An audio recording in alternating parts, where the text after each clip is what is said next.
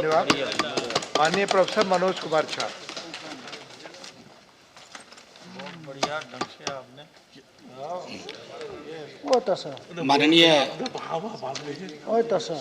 माननीय उपसभापति महोदय, मैं आज उत्तर पूर्वांचल दोनार मिनिस्ट्रीर ऊपर मंतव्य राखिब विचारिशु।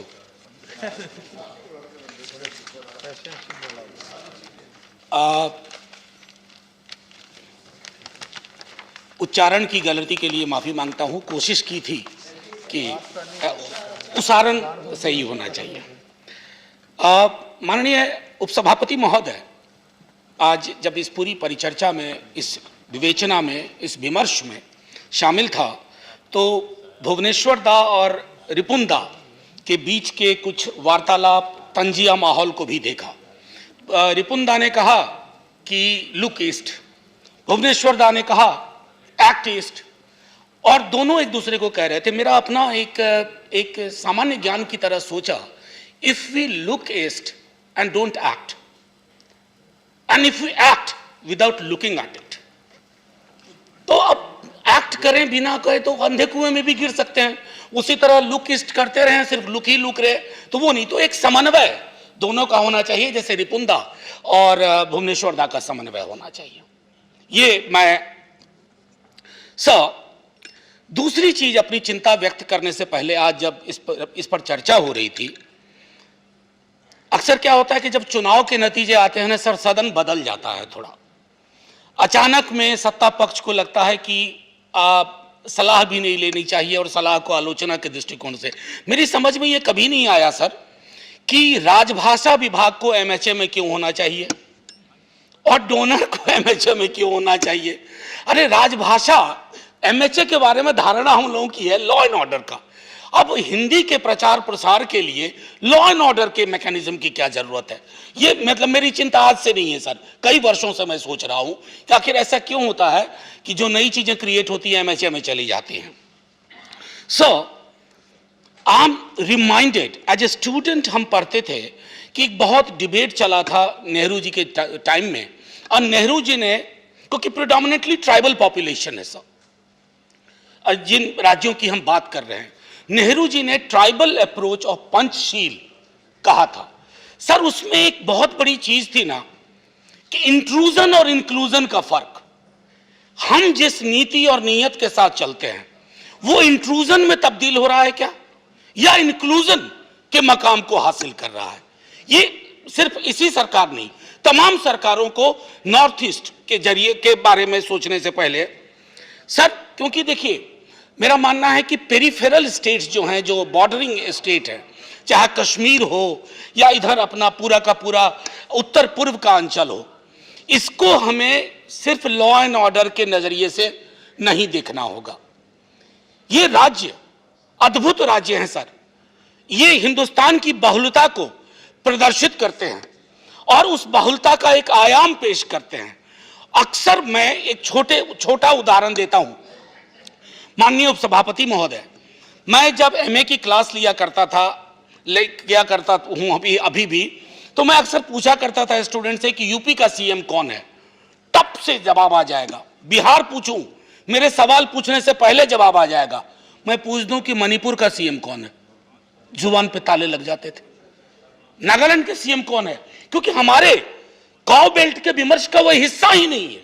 हम नॉर्थ ईस्ट को एक दूरी से देखते हैं सर, एक एंटिटी है नॉर्थ ईस्ट। और इसी सदन में मैंने कहा था सर कि जब तक उत्तर पूर्व हो या कश्मीर हो, हम इसे महज जमीन का टुकड़ा समझेंगे ना, कभी भी हम सेंस ऑफ एलिनेशन खत्म नहीं कर पाएंगे।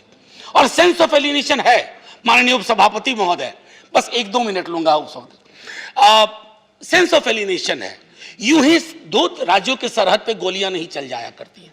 यूं ही armed forces special power act को लेकर के इन तमाम राज्यों में चिंता है। मुझे कल ही का इन्विटेशन आया है नागालैंड से। लोग वो चिंता, ये काउ बेल्ट की चिंता नहीं है, ये मध्य प्रदेश, राजस्थान, उत्तर प्रदेश, बिहार की चिंता नहीं है। लेकिन हिंदुस्तान तो सर हम 4 राज्यों से ऊपर है ना, उससे बड़ा है, बृहद है। या सिर्फ विमर्श के दिन की डोनर पे बात हो रही है तो हम कहेंगे कि उत्तर पूर्व के बारे में ये हमारा दृष्टिकोण है। सर माननीय उपसभापति महोदय, अभी माननीय उपराष्ट्रपति महोदय उत्तर पूर्व के विजिट से लौट के आए। उन्होंने कहा कि लोग और सरकार को उत्तर पूर्व के प्रति नजरिया बदलना होगा, और मैं इत्तेफाक रखता हूं कि माननीय उपराष्ट्रपति महोदय ने जो सबसे संवेदनशील मुद्दा है उसको पकड़ा, एटीट्यूड किया है। सर, अभी भी मैं बता सकता हूं कि जब इस पर चर्चा के लिए समय निर्धारित हुआ, कई लोग कह रहे थे कि इतना वक्त क्यों है, इसमें 4 घंटे क्यों दिए गए। नाम नहीं बताऊंगा सदस्य का, लेकिन इससे हमारी प्राथमिकताएं जाहिर होती हैं कि हम कहते हैं अनेकता का एकता देश है, गिना रहे हैं अरुणाचल, मिजोरम, नागालैंड, लेकिन हमारे अपने केंद्रीय विमर्श में, सेंट्रल रोस्ट्रम में वो चिंताएं एब्सेंट है। सर, ये जो पेरिफेरल पॉलिटिक्स को देखने का नजरिया है, पेरिफेरल एरियाज में पॉलिटिकल नजरिए से, और अक्सर हमारा इंटरवेंशन जो होता है loaded with law and order, I think that should be jettison. एक और चीज कह करके बात खत्म करूंगा, वो ये कि सर इंफ्रास्ट्रक्चर प्रोजेक्ट जो मैं गवर्नमेंट की अपनी ही रिपोर्ट से कह रहा हूं, large number of them are pending. आप एक्टिस्ट करें या लुकिस्ट करें, अगर इतने सारे पेंडिंग प्रोजेक्ट्स हैं, और अगर मैं उसको प्रोपोर्शन में देखूं तो काउ बेल्ट में उतने प्रोपोर्शन में पेंडिंग प्रोजेक्ट्स नहीं हैं जितने नॉर्थ ईस्टर्न स्टेट्स में है। तो एक सौतेलेपन का एहसास सर होता है उनको, और वो बेमानी नहीं है। सर, ये इन प्रोजेक्ट्स में एक और चिंता होती है डिस्प्लेसमेंट की, और चूंकि मैंने पहले कहा सर कि एक large chunk proportion tribal population का है, और चूंकि वो पॉपुलेशन है तो उसको समझने का हमारी नीति अलग होनी चाहिए कि हम कैसे उनके साथ एंगेज करते हैं। और मैं वापस ले जाऊंगा कि नेहरू का जो पंचशील का अप्रोच था विज़-विज़ ट्राइबल डेवलपमेंट, उसको आप रिलोकेट कीजिए आज के संदर्भ में। मैं ये नहीं कह रहा हूं कि अब नेहरू से आपका वैचारिक विरोध हो सकता है, लेकिन नेहरू की बहुत सारे आइडियाज लिए जा सकते हैं। नेहरू कांग्रेस के तो सिर्फ थे नहीं, मैं तो कॉपीराइट ही नहीं मानता हूं किसी का, नेहरू पर या गांधी पे या अंबेडकर पे, वो देश के थे। और चूंकि कॉपीराइट कांग्रेस का नहीं है, तो आपको भी इस बात में बिल्कुल हिचक नहीं होनी चाहिए उनके इस तरह के आइडियाज को। जैसे नेहरू के बगैर पार्लियामेंट्री डेमोक्रेसी की कल्पना आप नहीं कर सकते, उसी तरह ट्राइबल डेवलपमेंट को लेकर के, बस 1 मिनट। अच्छा सर, एक देखो, मैं सरकार का ही एक रिपोर्ट है, अगर मैं ट्राइबल पॉपुलेशन के उस रीजन में अगर रूरल हेल्थ स्टैटिस्टिक्स रिपोर्ट देखूं तो वो भी चिंता का विषय है सर।